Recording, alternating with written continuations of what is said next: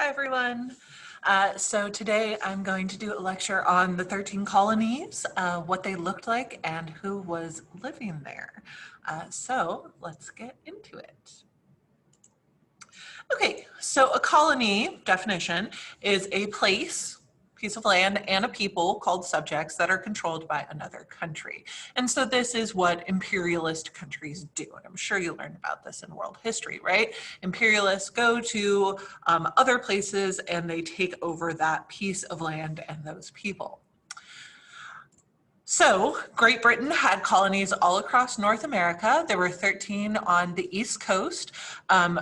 Other countries also had colonies in North America, Spain down in Mexico, France in Canada, and a little bit in what is now the US as well. But what we talk about when we talk about the 13 colonies and the revolution are the colonies from Great Britain. Okay, so true or false, people living in a colony usually had the power to create their own laws and government. As you probably expect, that is false, right? While in some senses, the colonies did self-govern in certain ways, which we'll talk about, in other senses, they were primarily controlled by Great Britain. Okay, so just to back up a little bit, why do countries conquer each other? So we have a nice acronym called empires, right? And these reasons really come up when we start talking about the revolution. So economic reasons, military reasons, political reasons, ideological reasons, and religious reasons. But in the 13 colonies, in the 13 Great British colonies, right, and also exploratory reasons, I forgot the last E there, right? In North America, the two primary motivations were economic and religious. So it was about getting resources that weren't present in Great Britain, primarily like lumber, gold, and furs, and then also religious motivations, right? Like I'm sure you all know about the Puritans, the Pilgrims, who came to the colonies to be able to practice their religion freely. Right? So those are our two main motivations, economic and religious motives. Not to say that the other motives weren't there, they certainly were, but economic and religious were the big ones. Okay, so part of the economic motivation for colonizing the East Coast of North America was something called mercantilism. And if you think about the word that is kind of in there, it's merchant, so people who buy and sell stuff. Mercantilism was really the dominant economic practice of Europe for most of the 15th to about 1700s, so 15 to 1700s. And what it really meant was strictly regulating imports, things that came into your country, and encouraging exports. So you wanted to make sure that you were selling a lot of things and making sure that people in your own country couldn't buy a lot of things coming in because you want them to buy what's made in your own country, right? The New World, the Americas, had a ton of resources that could be exported to other countries for profit, right? Down in the Caribbean, it was sugar, right? In the colonies, it was gold, it was lumber, as I said. There was also coal. In Mexico, it was silver, right? There were a ton of resources that hadn't been exploited yet that could be exported to other countries. And that was really the way that Great Britain and other empires like Spain and France made their fortunes, was on exporting all these resources from the New World. Okay, there was also a lot of religious motivation for the colonists, less so for the empires, but for the colonists who were coming to the colonies to really escape religious persecution. So in Massachusetts, as I'm sure you already remember, it was the Puritans who came to be able to practice their particular brand of Christianity freely. Maryland was settled by Catholics who were escaping persecution in England, which was primarily a Protestant country. In Pennsylvania, it was Quakers who settled there. And Rhode Island, the colony of Rhode Island, was specifically created for freedom of religions. And by all religions, they didn't really mean all religions, they meant all Christian religions, right? Although there were some Jewish folks there as well. Okay.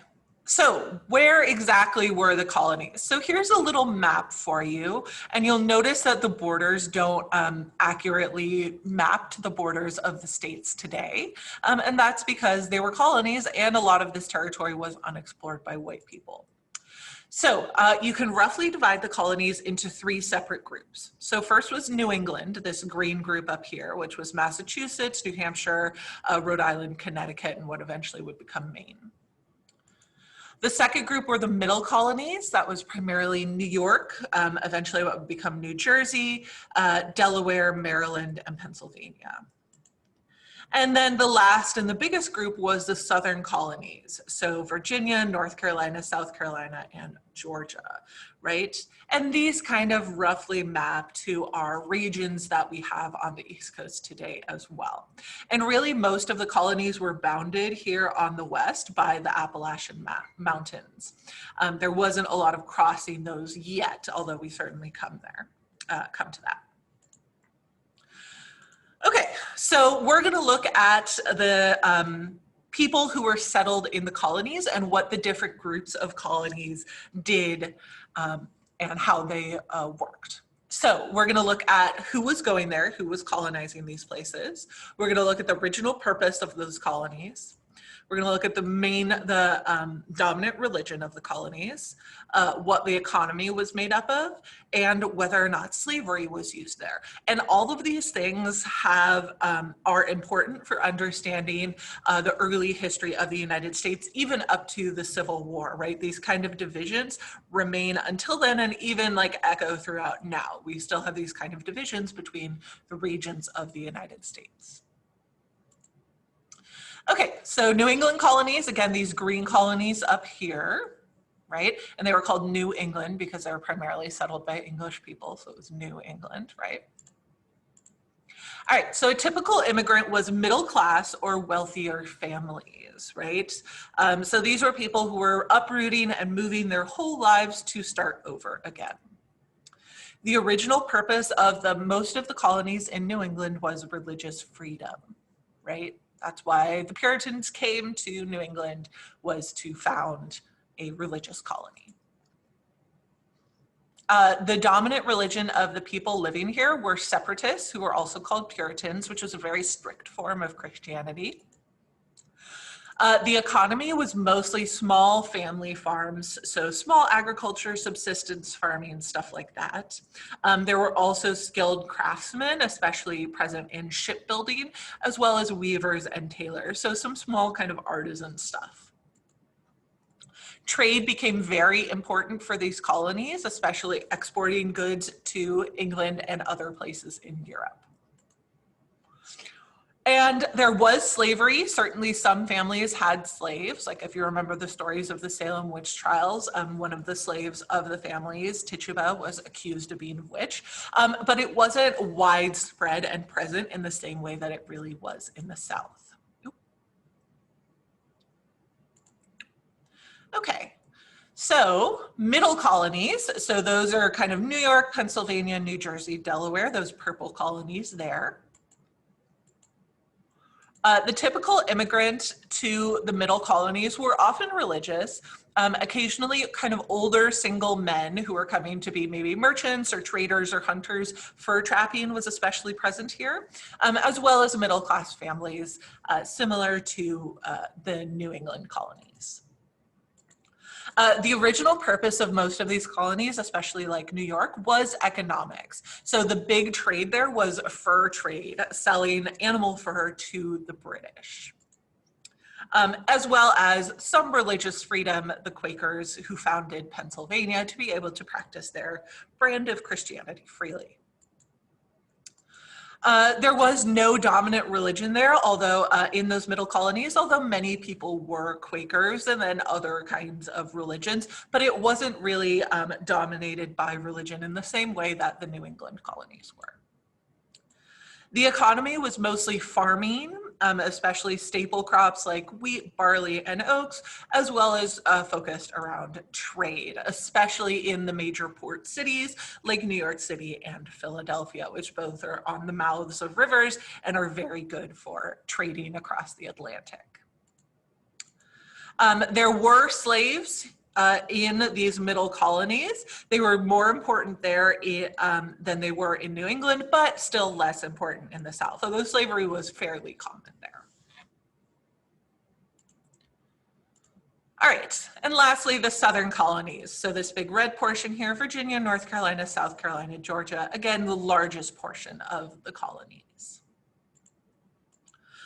Okay, so a typical immigrant to the Southern colonies was a young adult looking for work, mostly men, youngish men, so like 18, 20, although also some younger women as well. And these were men who were really hadn't been able to establish themselves in England for the most part, and were coming to the Southern colonies because there was a lot of opportunity to make a lot of money. The original purpose of these colonies was money. So one of the earliest colonies was Jamestown, which is in what's now Virginia, right? And that was founded to look for gold, right? And other colonies were founded by joint stock companies who basically went in and paid for these colonies, this colony to basically make money. Most of the people living there were Anglican, which is the Protestant Church of England. So there wasn't the same emphasis on being able to practice your religion freely because they were of the dominant religion of England. The economy was mostly cash crops. So those are crops you don't sell, you don't grow to eat. Those are crops you grow to sell. And the big two crops in the South were cotton and tobacco, which were very, very lucrative crops because they were only grown in North America, North and South America at the time. And they were in huge demand in Europe and the rest of the world, right? They were sold all across the world. So these colonies were making a lot of money. And slavery was very important in the Southern colonies. On the plantations, or more accurately, camps that grew the cotton and tobacco plants, most of the people who worked on those farms were slaves. And they used slaves because you don't have to pay slaves. And so if you didn't have to pay them, you could make a lot more money on your cash crops. And that continued, those two crops, cotton and tobacco, continued to be extremely important through the next 150 years in the South.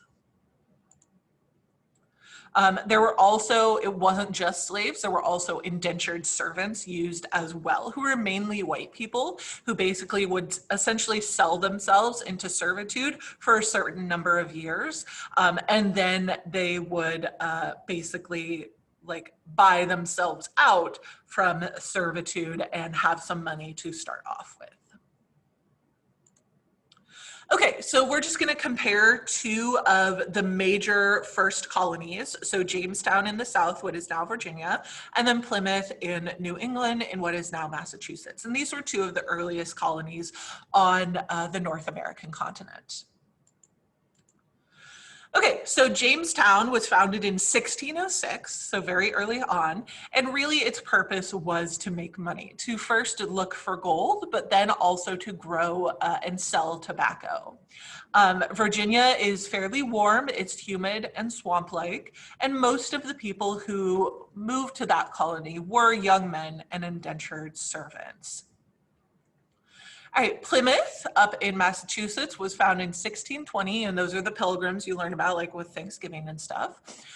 Their purpose was religious freedom, to be able to practice their religion freely.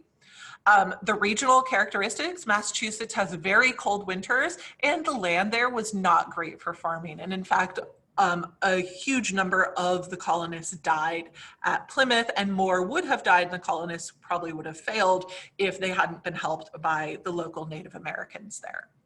Their main crop was corn, grown for subsistence farming, so their own eating. And as we said, entire families mostly moved there. So it was moving your whole family to start over and really start your life in a new place. Some similarities they have, they were both founded in the early 1600s. And a large percent of the population died during the first winter. And both colonies really strongly depended on Native Americans to help with their survival. Really, the British colonies in North America would not have gotten off the ground if the Native Americans who already lived there had not helped them. So in Jamestown, it was Pocahontas and her tribe. In Plymouth, it was, I believe, the Wampanoag and their tribe who really helped the colonists succeed. Okay, that is it for today. Let me know if you have any questions. Bye.